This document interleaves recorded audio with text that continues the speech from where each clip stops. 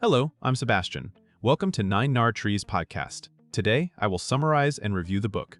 A Brief History of Neoliberalism by geographer and social theorist David Harvey examines how neoliberal ideas moved from the margins of economic debate to become a dominant framework shaping policy, culture, and everyday life. Rather than treating neoliberalism as a purely technical set of market-friendly reforms, Harvey presents it as a political project that reorganized power in favor of capital and reshaped states, cities, workplaces, and social expectations. The book traces the shift from the post-war era of managed capitalism toward privatization, deregulation, and financialization, highlighting major turning points in the United States and the United Kingdom, and then following the model as it spread globally. Along the way, Harvey connects big policy choices to material outcomes such as inequality, labor precarity, and recurrent crises. Written for readers who want a clear map of late 20th century political economy, the book offers a framework for understanding why market rule gained legitimacy and how it continues to influence global institutions and national governments. I will give you key takeaways from this book. Firstly, defining neoliberalism as a political project, Harvey frames neoliberalism not simply as a preference for markets, but as a specific strategy for restoring and consolidating class power. In this view, the language of freedom, entrepreneurship, and individual choice serves as an ideological cover for policies that strengthen private property rights, expand market relationships, and protect the interests of investors and owners. The state does not disappear. Instead, it is reoriented to create and police markets, enforce contracts, secure monetary stability, and intervene when financial systems are threatened. This reorientation can coexist with strong government authority, surveillance, and coercion, especially when popular resistance arises. Harvey also emphasizes the difference between neoliberal rhetoric and neoliberal practice. Promises of broad-based prosperity often give way to rising inequality, weakened bargaining power for labor, and the transfer of public assets into private hands. By treating neoliberalism as a project with winners and losers, the book encourages readers to evaluate policies by their distributional effects and by who gains decision-making power. The framework also clarifies why neoliberal reforms can persist after failures, since protecting financial and corporate interests becomes the central metric of success. Secondly, from post-war compromise to crisis and opportunity, a central theme is the historical shift from the post-war settlement, marked by strong unions, welfare state expansion, and managed demand, toward the turbulence of the 1970s. Harvey links the stagflation era to a legitimacy crisis for Keynesian-style governance and to conflicts over wages, profits, and inflation. This period created an opening for a new coalition that argued markets, tight monetary policy, and reduced labor power were necessary to restore growth. Harvey highlights how economic crises function as moments when new rules can be introduced quickly, often under claims of necessity. Policy tools such as anti-inflation campaigns, restrictions on union power, and reductions in social spending are presented as technical fixes, yet they also shift bargaining power toward employers and creditors. Harvey also draws attention to the role of think tanks, academic networks, business organizations, and media in translating abstract economic ideas into common-sense political language. The result is a narrative in which crisis is not only an economic event, but a political lever. Once framed as inevitable, reforms like deregulation and privatization become easier to implement, even when they carry long-term social costs and weaken democratic constraints on economic power. Thirdly, Anglo-American experiments and the global template. Harvey treats the United States and the United Kingdom as pivotal testing grounds where neoliberal policies were advanced aggressively and then exported as a model. He discusses how political leadership, central banks, and regulatory agencies were mobilized to prioritize low inflation, market discipline, and the interests of finance. Privatization, tax changes, and attacks on organized labor helped shift income and wealth upward, while financial deregulation encouraged speculative activity and the growth of complex credit systems.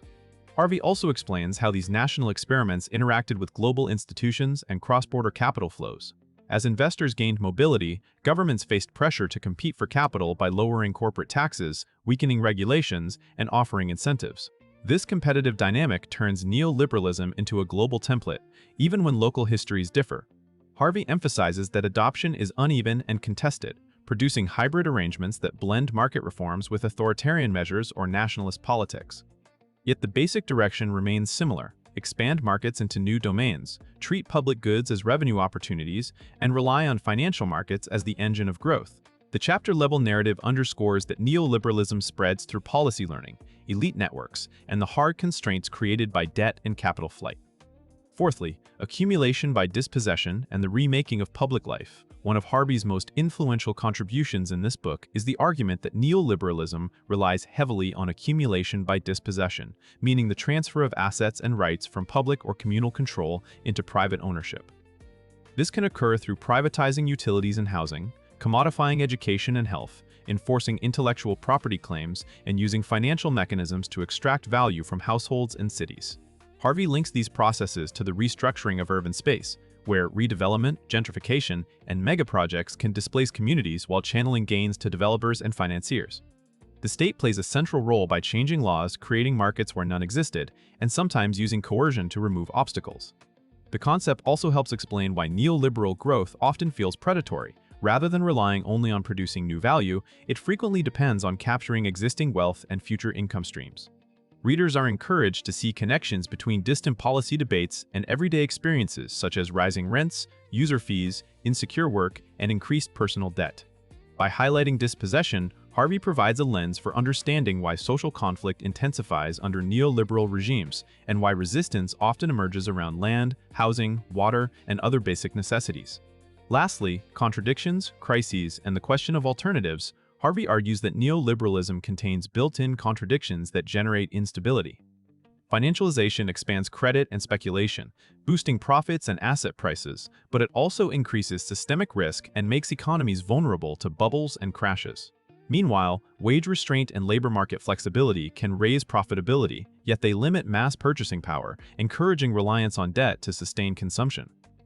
These dynamics contribute to recurring crises that are often resolved in ways that protect financial institutions and deepen neoliberal practices, such as bailouts, austerity, and further privatization.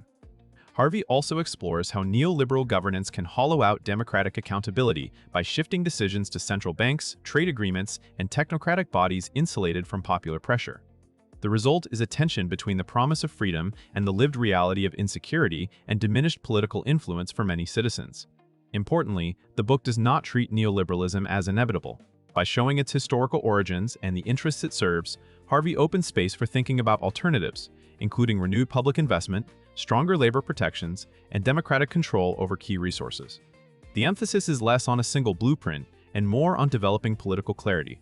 If neoliberalism is a project, it can be challenged by different projects that prioritize equality, stability, and collective well-being. In conclusion, this book suits readers who want to understand the last several decades of economic and political change beyond simple partisan understanding, including students of sociology, geography, political science, and economics, as well as journalists, organizers, and curious general readers.